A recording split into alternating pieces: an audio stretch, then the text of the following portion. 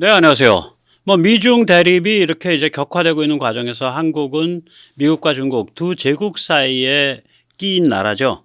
그래서 이제 우리 선택을 해가면서 지금 행보를 늘려가고 있는데 이게 이제 어저께 오늘 계속 오스틴이 이제 광폭 행보를 합니다. 그래서 한국 유엔사 국방장관 회의가 열렸죠, 오늘.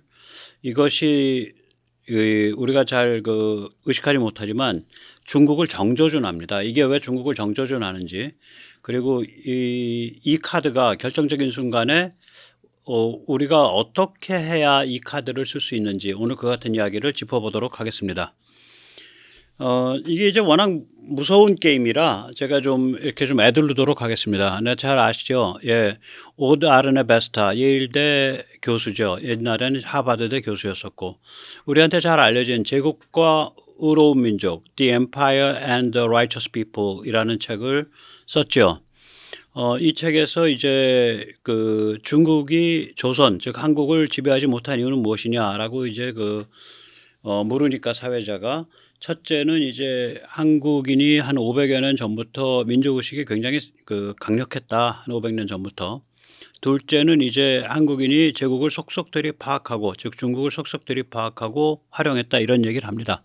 우리가 이제 제국과의 게임을 하기 때문에 이 제국과의 게임이 무엇인가 그것에 대해서 좀 생각해 보기 위해서 잠시 듣도록 하겠습니다. Why do you think that China never brought them into the fold of their empire? So I think there are two main reasons why it never happened. The first one, which I explore in the book, is the development of what you could, with a slightly anachronistic term, call Korean nationalism. Mm-hmm. So at least, this is my argument in the book, at least from the late 16th century, there is a very clear Korean identity, which is connected to the culture as it had developed during the Ming in China, but is still separate from it. And it comes pretty close, I argue, building on the work of historians of Korea that have worked on this before, very close to what in the 19th century and early 20th century in Europe you would call a nation. Mm-hmm. That's quite unique in many ways, but that identity is important. And then secondly, I think on the Ming side and later on the Qing Empire that took over from the Ming in the early 17th century, there was this idea of Korea as a symbolic ally, as a model ally in a way, a model vassal, a state that aligned itself with whatever power was in control of China. And therefore had to some extent earned the right to be separate from it. It didn't have to be disciplined. It didn't have to be brought into the empire and told by the emperor, stop misbehaving, live like us. Mm-hmm. Because in a way they already did that. Right. Was there a certain level of respect, do you think, between the two countries? I think there was a great deal of respect. Now, of course, on the Korean side, on the Joseon side, one always had to be very careful. Living next to an empire is always difficult and sometimes 예, 얼마나 참 가슴 때리는 말입니까? 제국의 바로 옆에서 강력한 독자성을 가지고 산다는 건 정말 위험천만한 비즈니스다. 예, 그런 얘기를 합니다. 네, 계속 들어보시죠. It's very dangerous. Mm-hmm. And I think the Korean leaders during the Joseon state developed a number of ideas about how they could handle that relationship with the Chinese empires, with the Ming and later on the Qing. Always be respectful, but also always be very cautious with regard to how you dealt with the empire next door. For instance, the Koreans became masters of knowing much more about the empire than the empire knew about them. 네, 지금 이게 이제 우리의 문제예요. 우리가 이제 중국에 대해서도 잘 알아야 되고 또 미국과 현대 문명에 대해서도 잘 알아야 됩니다. 그래야 이 중국과 미국이라는 두 개의 제국에서 우리가 제대로 된 게임을 뛸 수가 있어요. 그런데 지금 이상하게 우리나라의 어떤 담론의 수준 또 지식인의 수준이 여기에 못 도달해 있는 것, 그것이 아마 한국의 가장 심각한 위험 아닌가 그렇게 생각을 합니다. Wow. They were extremely good at taking advantage of the ritual visits that they carried out, the so-called tribute missions, to Beijing, figuring out what was important for the empire, what was discussed there. They were, you could put it in modern terms, you could say they were really good at intelligence work. And all of this was reported back to Korea, and therefore the Korean kings knew how to react when Okay. different kinds of initiatives came out of the Chinese side. 예. 자, 이런 두 가지 이유, 즉 한국인의 민족의식이 굉장히 강렬했다. 그 다음에 제국을 속속들이 파악하고 오히려 제국을 활용했다. 이 두 이유 때문에 결국 중국이 조선을 완전히 지배하는 그러한 형태로 가지 못했다. 조선이 한국이 상당한 그 실질적인 독립성을 유지하고 있었다. 그런 얘기죠. 예, 그 다음번에 한번 보시겠습니다. 이제 어떤 책을 짓거나 이럴 때는 저자 자신도 때때로 의식하지 못하는 그런 알레고리가 이렇게 만들어질 때가 있어요. 시오노 나나미의 로마인 이야기, 이거 굉장히 뭐 공전의 히트를 쳤던 그런 책이죠. 이 로마 이야기를 가만히 읽다 보면 이 사람이 지금 제국으로서의 미국을 얘기하나, 그러니까 미국이란 제국의 특징을 염두에 두고 로마라는 제국의 특징을 얘기하고 있는 거 아닌가. 이 사람의 문제의식은 미국이란 제국의 특징은 뭐지? 이런 문제의식이 저변에 깔려 있는 거 아닌가. 저는 그런 느낌을 받았거든요.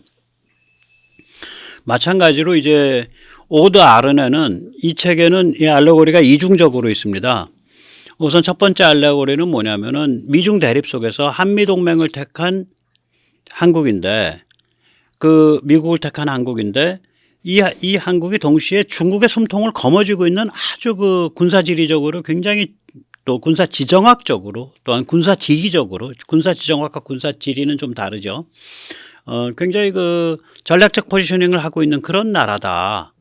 그리고 이 나라가 이 제국과의 게임을 어떻게 풀지 궁금하다. 이런 문제의식이 무의식적 혹은 의식적으로 존재했지 않나 그런 생각이 들고요. 그게 이제 숨겨진 알레고리의 첫 번째 알레고리고, 두 번째 알레고리는 뭐냐면 이 책 제목 자체입니다. 유대인은 어떤 민족이라고 정의할 수 있냐면 제국과 선택받은 민족입니다. 유대인이 스스로를 선택받은 민족이라고 생각하잖아요. 그러니까 chosen by God, 그러니까 신이 선택한 민족. 그러니까 제국과 선택받은 민족 사이의 비극적 충돌, 그게 이제 유대인의 2000년에 걸친 디아스포라죠. 거기에 대한 빗대에서 하는 말 아니냐. 한국인은 그런 바이블을 이렇게 지은 민족도 아니고, 또 유대 기독교에 대해서 불과 한 100여 년 전까지는 전혀 그런 게 있는지조차도 몰랐던 그런 민족인데, 예, 물론 이제 만약에 이제 가톨릭을 이제 포함시킨다면 한 300년 전에야 비로소 이제 노출이 된 그런 민족이죠. 이 유대 기독교 그 전통에 대해서. 그런데 이 의로운 민족이라 그랬거든요. 이제 이게 우리 한국말로 하면 의로운 민족 그러면은 그 민족의 속성이 의롭다라고 우리가 착각해요. 정의로운 사람 이런 것처럼. 안 그렇습니다. 그 영어에서 righteous people이라고 하면 공의를 아는, 그러니까 신이 정한 공의를 아는이지 그 존재 자체가 의롭다는 뜻이 아니에요. 이 righteous라는 거는 그 인간의 속성이 아니거든요. 신의 속성이거든요. 그 사람들 언어 체계에서는. 그러니까 righteous people이라는 건 그러니까 그 하나님이 인간에게 베푸는 공의가 무엇인지 아는, 신을 두려워할 줄 아는 그런 뜻이 돼요, 이게. 그러면 이제 the empire and the righteous people 그러면은 결국 무도하지 않은, 그래서 어떤 자기들끼리 아주 강력한 공동체를 형성하는, 그래서 중국에 대해서 대항해낸 이런 뜻이 되는 거예요. 도리를 아는 그런 뜻이 돼요. 의로운 민족은 우리로 치면 도리를 안다. 그 사람 도리를 좀 아는 사람이야. 그런 인생의 도리를 아는 사람이야. 그런 도리를 아는 그런 뜻에 가까워요. 의롭다라는 그 어감, 그러니까 righteous라는 어감이. 그 집단이 그 자체로서 의롭다가 아니에요. 그래서 이제 이 제국과 의로운 민족이란 그 제목 자체에 유대인과 한국인을 비교하는 그런 그 알레고리가 숨어 있어요. 유대인의 그 디아스포라는 결국 어떻게 설명될 수 있냐면 제국과 선택받은 민족이거든요. The empire and the chosen people. 그렇게 하면 그건 유대인에 대한 얘기가 되죠. 근데 the empire and the righteous people 그러면은 righteous nation 그러면 그건 한국인에 대한 얘기가 되는 거예요. 그래서 그런 이제 이 어떤 하나의 민족, 하나의 집단이 이 무시무시한 제국을 상대로 게임을 펼친다라는 것이 얼마나 어려운 것인지 우리가 그걸 일단 좀 이렇게 오늘 얘기를 들어가기 전에 이제 말씀을 여쭤놓고 시작하겠습니다. 먼저 세뇌 탈출 자유 구독료 부탁 말씀 좀 올립니다. 아시다시피 세뇌 탈출은 광고가 잘 붙지 않습니다. 예, 붙더라도 천천히 붙는 경향이 있거나 그렇습니다. 예, 도와주시면 보다 좋은 컨텐츠를 보다 알차게 만드는데 커다란 도움이 되겠습니다. 감사합니다. 자, 여기서 이제 뭐 미국이란 제국과 중국이란 제국 이렇게 하니까 이제 백모도 드디어 이제 정신 차렸구나. 둘 다 뭐 그놈이지. 중국이란 제국, 미국이란 제국 같은 제국이네. 둘 다 뭐 뺑뺑이판 돌려가지고 딱 찍어서 끝 지키는데 선택하면 되는 거지라고 생각하시고 싶은 좌빨스러운 분들이 계실 겁니다. 천만에 그렇지 않습니다. 제국이라고 다 같은 제국이 아니죠. 전통 중국은 최소한 3,500년 전부터 내부 착취형 제국입니다. Domestic Empire입니다. 예를 들어서 로마 제국에서 신한테 제물을 바치겠다고 로마인 혹은 전쟁을 벌려서 잡아온 그 포로를 뭐 수백 명, 수천 명씩 목 자른 적이 없잖아요. 은나라는 그렇게 했다고요. 그러니까 전통 중국은 그러니까 중국인이라는 관념에서 그 중국인이 아닌 사람에 대해서 특별 대우하는 그런 제국이 아니었어요. 혹은 중국인이라는 그런 아이덴티티를 확실하게 가진 그런 제국이 아니죠. 그냥 그 중국 땅 안에 자기 제국의 땅 안에 있는 것들은 전부 천자, 하늘을 대신하는 절대 권력자와 그 왕실의 그 의해서 사육당하는 가축 비슷한 존재로 보는 거죠. 무한 착취, 무한 지배가 가능한, 무한 폭력이 가능한.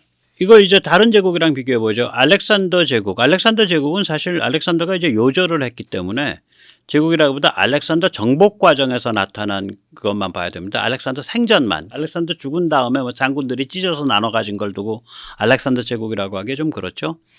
알렉산더는 군사 정복을 통해서 세계 보편의 헬레니즘 네트워크를 만들려고 했던 거예요.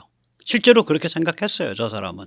그러니까 그러니까 어떻게 보면 공산혁명 수출하는 거랑 비슷한 거야. 예. 그 다음에 이제 페르시아, 로마, 몽골 제국의 특징은 뭐냐면, 페르시아인, 로마인, 몽골인은 특권적 지위예요. 그리고 그 특권적 지위를 정점에 놓고, 페르시아인, 로마인, 몽골인을 정점에 놓고, 세계의 다른 여러 부족들을 몇 단계에 걸쳐가지고 나눠서 이제 관리를 하는 거죠. 2등 시민, 3등 시민, 4등 시민, 5등 시민이죠. 말하자면 제국의 시민이라고도 안 그랬죠. 속민, 1등 속민, 2등 속민, 3등 속민, 4등 속민, 5등 속민. 그러니까 이제 우리가 아마 바울이죠. 예, 바울 같은 경우에 이제 모함을 받아서 잡혀 들어갔을 때 이제 그 로마 시민이었거든요. 로마 시민권을 갖고 있었다고요. 그래가지고 여러 번 그 위험을 피했죠. 뭐 저는 교회는 안 나갑니다만 제가 알기로는 그렇게 알고 있어요. 혹시 아니면 지적해 주세요. 예. 소련은 무슨 문제냐면 여기는 정신병이에요. 분열돼 있어요. 이데올로기는 세계의 보편적 공산주의야. 그런데 현실은 뭐냐면 소련 패권이야. 그런데 소련 패권을 위해서 러시아 민족을 또 많이 내세우지도 않았어요. 러시아 민족이다 그러면 모스크바에서 페테르부르크로 이어지는 거잖아요. 소련의 서기장 중에 페테르부르크 출신은 맨 마지막 서기장인 고르바초프밖에 없을걸요. 심지어는 레닌을 승계한 스탈린은 조지아 출신이잖아요. 러시아인도 아니고. 스탈린을 승계한 후르시초프는 문의는 러시아인인데 자라서 살고 청년 시절 당 활동을 한 데는 우크라이나입니다. 지금 돈바스 지역입니다. 도네츠크. 그러니까 이게 소련 패권이지 러시아인을 1등 시민으로 놓고 1등 국민 놓고 줄을 쭉 세운 그런 게 아니에요. 여기는. 그러니까 소련 패권과 세계 보편 공산주의를 기묘하게 짬뽕을 한 그런 케이스예요. 소련은. 오히려 이걸 러시아 중심의 제국으로 만드는 거는 푸틴이죠. 그러니까 푸틴이 항상 소련을 얘기를 하지 않고 제정 러시아에 갖다 들이대거든요. 그래서 푸틴이 흠모하는 사람은 이제 피터 대제, 뾰토르 대제, 그 무시무시한 독재자죠. 페테르부르크 만든 사람. 아니면 알렉산더 2세 이런 사람들이죠. 그리고 이제 사실은 예카테리나가 남자였으면 들이댈 텐데 예카테리나 황제 같은 사람이 되고 싶다. 근데 이제 예카테리나가 이제 그 남자가 아니니까 거긴 또 예카테리나는 또 저기 언급을 안 해요. 푸틴은. 그렇게 결국은 석유, 가스, 곡물 자원을 짜르와 같이 지배하는 슬라브 제국을 염두에 두고 있는 거예요. 푸틴은. 21세기 근데 중화인민공화국은 뭐냐? 내부 착취는 똑같습니다. 이건 조금 이따 다시 좀 말씀드릴 텐데 중국의 모델에 대해서는 내부 착취와 지구 전체 지배, 지구 지배. 그 전에 중국의 제국은 지구 지배는 생각을 안 했거든. 중국 그 땅덩어리 지배만 생각했지. 이제 지구 지배를 몽상으로 하죠.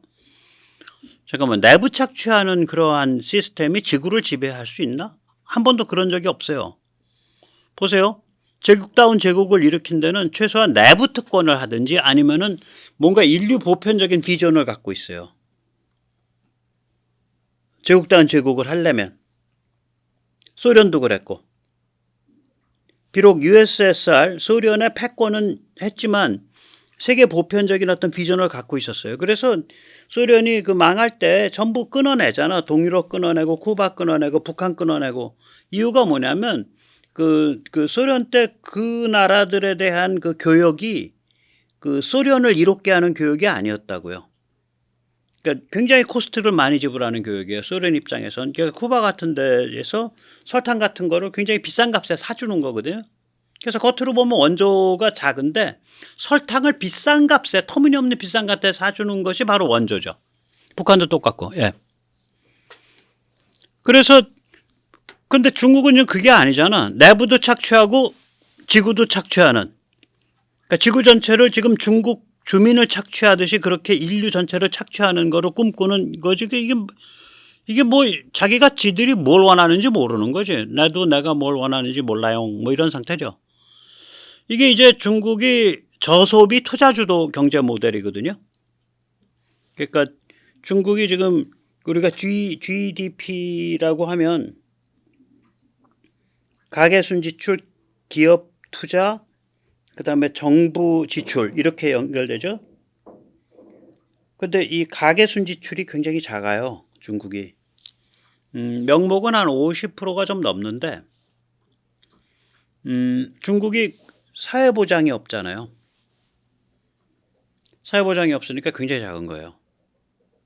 사회보장이 약하기 때문에. 그 정도 사회보장이 약하면 한 7, 80% 가까이 돼야 됩니다. 우리가 1970년대에 80%까지 올라갔었어요. 예. 근데 이게 말이 안 되는 거죠. 예. 그리고 이제 삼류 이데올로기죠. 또 짝퉁 공자, 짝퉁 사회주의. 예. 미국은 어떤 제국이냐? 그러니까 같은 제국이 아니란 얘기예요. 중국이랑 미국이. 미국은 종교개혁과 르네상스를 계승한 자유공화국 실험에서 출발을 했습니다. 그래서 페더럴리스트 페이퍼, 그러니까 19세기 초, 그 독립전쟁 무렵, 18세기 말 19세기 초에 그 페더럴리스트 페이퍼를 보면 알렉산더 해밀턴이 그렇게 써요. 미국은 인류가 그 폭력과 우연에 의해서, 전쟁과 우연에 의해 점철된 그런 정치체제 아래에서만 살 수밖에 없는가?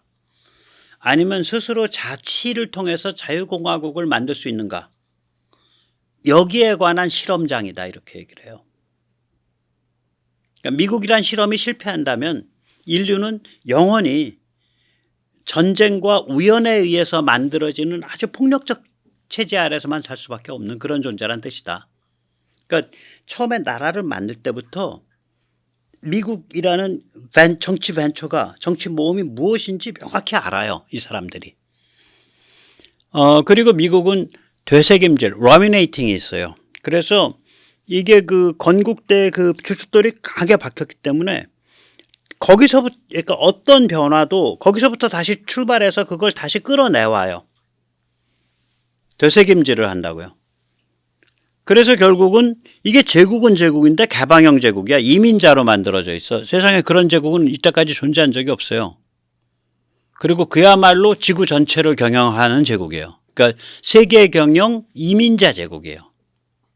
그런데 그게 건국 정신에서부터 계속 되새김질해서 끌어내온다고요. 예, 그 전에 이제 보다시피 이제 이 러시아는 이제 우리가 보다시피 지금 여기서 지금 막는 선이 생기고 있죠. 예, 발틱 삼국, 폴란드, 우크라이나로. 뒤에 나토 깔리고. 그리고 이제 중국에 대해서는 이게 이제 워낙에 날뛰는 제국이니까, 예, 제가 그 인트라마리움, 그러니까 그 서해 뭐 동해는 색을 안 칠해놨는데 서해, 동해, 동중국해, 남중국해 안에 존재하는 나라들. 그러니까 한국, 일본, 대만, 필리핀, 말레이시아, 베트남. 예, 이것이 이제 중국을 옥조여 들어가는, 예, 커버해 주는 데죠. 예. 그래서 이제 조금 전에 좀 말씀드렸던 거, 미국이란 제국의 특성을 보면 이게 되새김질, 첫 번째 특징, 두 번째 세계 경영, 세 번째 이민자. 이 미국 역사에서 이런 얘기는 뭐 영국사라든지 뭐 프랑스사, 독일사에서는 별로 이런 단어는 안 쓰이죠. 예외주의, exceptionalism. 이게 미국의 굉장히 독특한 운명을 타고났다. 아까 알렉산더 해밀턴이 말하는 그런 운명이에요. 그러니까 탄생 때부터 인류의 굉장히 유의미한 정치 실험으로 탄생한 나라다. 이런 뜻이죠. 그 이유도 물론 굉장히 예외적이고. 그 다음에 뭐 우리가 브리티시 헤리티지, 뭐 저만 헤리티지, 프렌치 헤리티지 이런 말 못 들어보는데 미국엔 아주 유별나게 아메리칸 헤리티지. 그러니까 미국의 그 과거에서 뭔가 승계하고 유산으로 물려받는 거 이런 데 대한 얘기. 미국처럼 헤리티지라는 말을 자주 사용하는 그런 데가 드물어요. 유명한 재단 이름도 헤리티지죠. 이게 뭐 승계했다, 유산을 상속받는다 뭐 이런 뜻이죠. 헤리티지가. 그래서 미국의 특징이 뭐냐면 지금 여기서 제가 7개 시기를 나눴는데 이 7개 시기 중에 6개 시기가 시기 자체는 한 구간인데 그 뿌리가 이민자 사회부터 시작하는 거예요. 컬럼버스 시대부터. 그러니까 이제 제일 처음엔 이제 1776년까지죠. 이때 이민자의 습속이 확립되죠. 자기들끼리 뭔가 룰을 만들고 자치 공동체를 만들지 않으면 못 살아가니까. 그 이민자 습속, 이걸 정치 습속을 모리즈라 그럽니다. 정치적 풍속을. 정치 풍속을 습속이라 그래요. 모리즈. 그 다음에 1776년에서 1865. 근데 그 뿌리는 다시 이민자 사회까지 내려가는 거예요. 이때 이제 자유공화국이 형성이 되고, 네. 그러니까 독립이죠. 1776년에 독립 선언하고 전쟁을 한 8년 해요. 하루아침에 독립한 게 아니고. 그리고 이제 이제 수정헌법까지 다 되고 그래서 나라 꼴이 갖춰지는 거는 한 1800년경이에요. 그러니까 한 20년 넘어 걸려요. 20년쯤 걸립니다. 그리고 이제 그러고 나서는 자유공화국 형성이 한 20년 걸렸고, 그리고 한 60년쯤 지나서 남북전쟁이 일어나고 노예 해방을 하고, 남북전쟁 시기에 링컨 때 그러니까 그 대륙횡단철도 놓이고 그것 따라서 전보가 놓였을 거예요. 그때 대륙국가가 돼요. 그리고 이제 1865년부터 1917년까지 이미 이게 1917년에 제1차 대전에 미국이 참전한 해거든요. 이미 미국이 세계 1등 제조업 국가예요. 제1차 대전 참전 전에. 그리고 그 제조업 국가가 되는 과정에서 어마무시한 벤처 혁신이 일어나요. 그러니까 이제 뭐 벤처 프로젝트도 많고 혁신도 엄청나고 철강, 뭐 석유, 특히 에너지 석유 쪽은 채굴, 정제, 정유, 운송 이거가 다 미국에서 일어난 일이죠. 그 록펠러가 그걸 주도했죠. 실제로 기술적 우위를 가지고서 석유 사업을 정복해 나간 거예요, 록펠러가.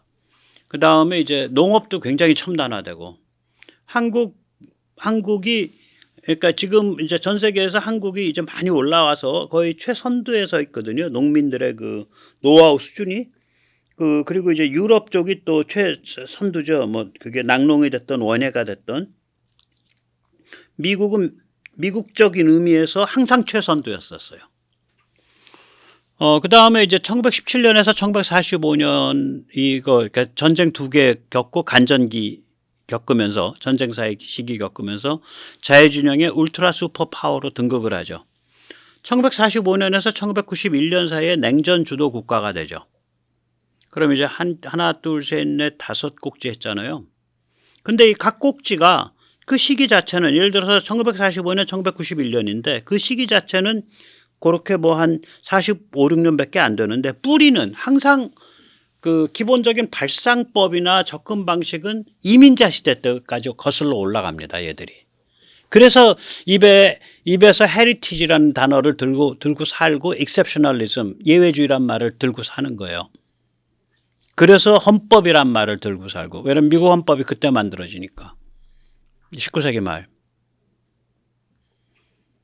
그러고 나서는 이제 그 뿌리랑 안 닿는 게 딱 한 토막이 있어요. 이게 이제 뭐 닉슨 때 그러니까 키신저가 이제 급해가지고 중국이랑 화해를 하고 그 다음번에 이제 그 91년에 냉전 망한 다음에는 미중 사랑에 미쳐 날뛰면서 좌파 해체주의 양육하고 그러니까 냉전 때부터 계산하면 26년인데 우리처럼 중국과 직결돼 있는 나라, 중국 바로 옆에 사는 나라 입장에서는 이 시기가 46년인 거예요. 1970년경부터 시작하니까. 오히려 69년부터 시작한다고 말할 수도 있어요. 닉슨의 닉슨의 괌 선언부터. 그냥 아시아 사람들 당신들끼리 알아서 살아. 이제 우리가 너희 못 지켜줘.